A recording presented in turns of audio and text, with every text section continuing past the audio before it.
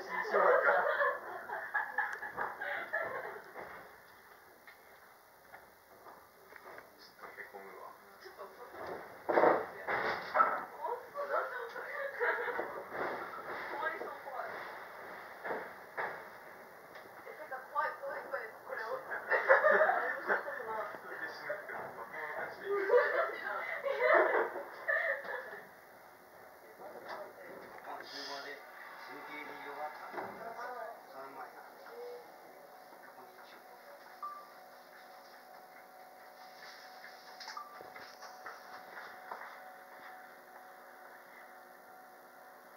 案内いたします。ただいま前方のフリーの活動を行っております。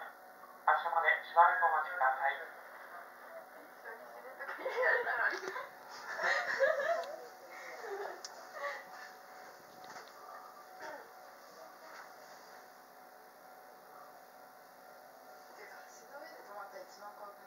怖いですよね、ここの風。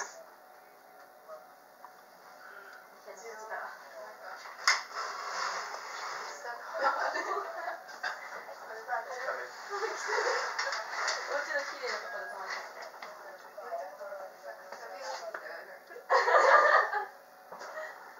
なりそうでも。窓こちらって出ようか。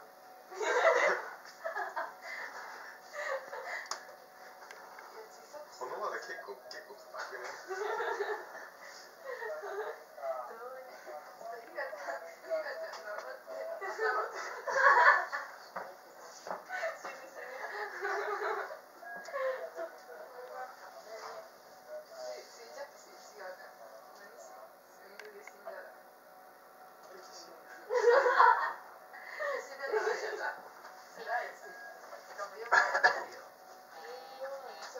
これみたいだったら大丈夫。